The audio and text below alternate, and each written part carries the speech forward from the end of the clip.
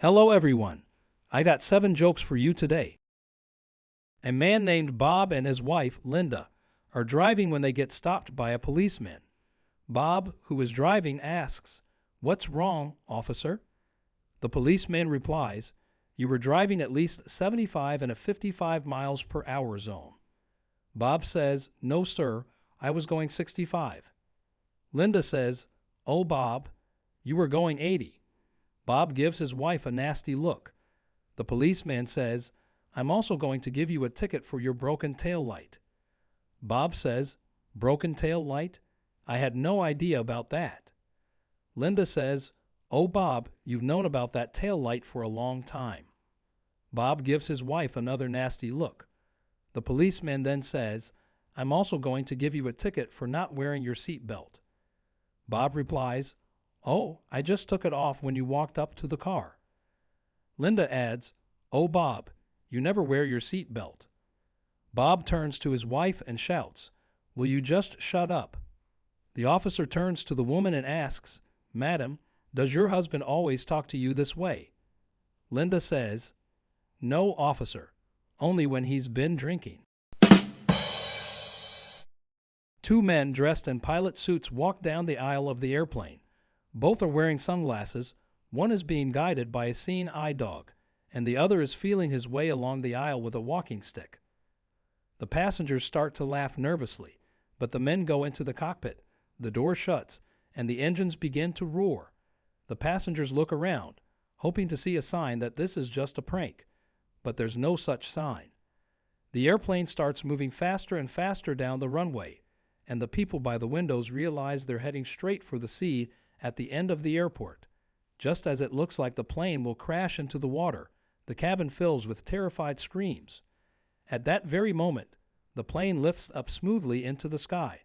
The passengers calm down and laugh a bit, then go back to reading their magazines and books, feeling safe that the plane is in good hands.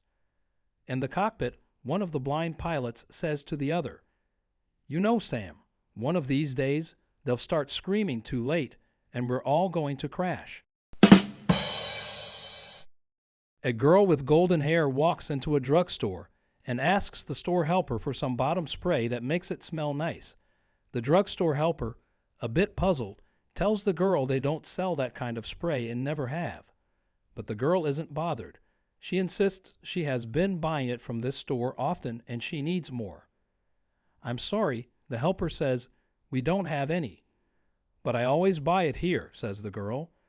"Do you have the bottle or box it came in?" asks the helper. "Yes," says the girl, "I'll go home and bring it."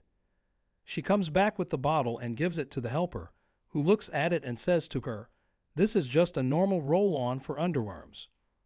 Irritated, the girl snatches the bottle back and reads out loud from the bottle, "To use, push up bottom." A family had 2 little boys, ages 7 and 9, who were super naughty. They always got into problems, and their parents knew that if there was any trouble in their town, it was likely that their sons were involved. The boys' mom heard that a priest in the town was good at teaching kids to behave, so she asked if he would talk with her boys. The priest agreed but asked to see them one at a time. So the mom sent the younger boy in the morning, and the older boy was to see the priest in the afternoon. The priest, a big man with a loud voice, sat the younger boy down and asked him seriously, "Where is God?" The boy was shocked and didn't say anything, just sitting there with his eyes wide and mouth open. So the priest asked the question again in an even more serious voice, "Where is God?" Again, the boy didn't answer. Then the priest raised his voice even more and pointed his finger at the boy and shouted, "Where is God?" The boy got scared and ran from the room, ran straight home and hid in his closet, closing the door hard. When his older brother found him in the closet, he asked, "What happened?" The younger brother, trying to catch his breath, replied, "We are in huge trouble this time. God is missing, and they think we did it." An old man rings up his son and says, "Listen, your mom and I are getting divorced. 45 years of unhappiness is too much."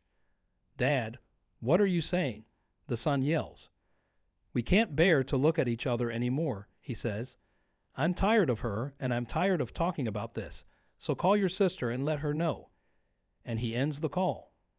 Now the son is worried. He rings his sister. She says, no way they're getting divorced. She immediately calls their father. You're not separating. Don't do anything else.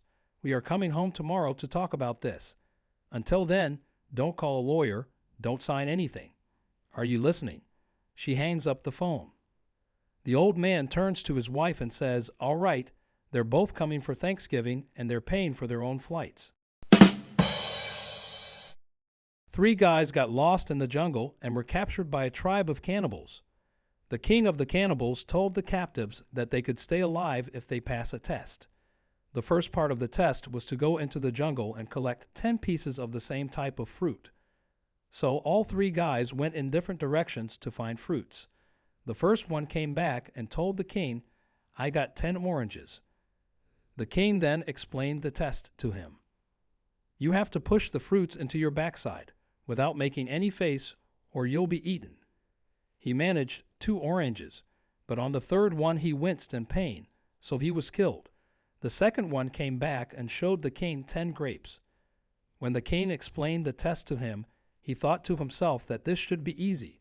1, 2, 3, 4, 5, 6, 7, 8, and on the 9th grape, he burst out laughing and was killed. The first guy and the second guy met in heaven. The first one asked, why did you laugh? You were almost done. The second one replied, I couldn't help it. I saw the third guy coming with watermelons. Worker, excuse me, boss, can I speak with you? Manager, sure. Come in. What's up? Worker, well, boss, as you know, I've been working at this excellent company for over a decade. Manager, yes. Worker, I'll just say it straight. Boss, I need a pay increase. I currently have 4 companies chasing me, and so I thought I should talk to you first. Manager, an increase. I'd really like to give you a raise, but this isn't the best time. Worker, I get your point, and I know the recent financial slump has affected our sales, but you must also think about my hard work, initiative, and loyalty to this company for more than 10 years. Manager, considering these points, and since I don't want to lose good employees, I'm prepared to offer you a 10% pay increase and an extra 5 days of vacation. Does that sound okay? Worker, awesome. It's a deal. Thank you, boss. Manager, before you leave, just out of curiosity, which companies were chasing you? Worker, oh, the electricity company, gas company, water company, and the mortgage company.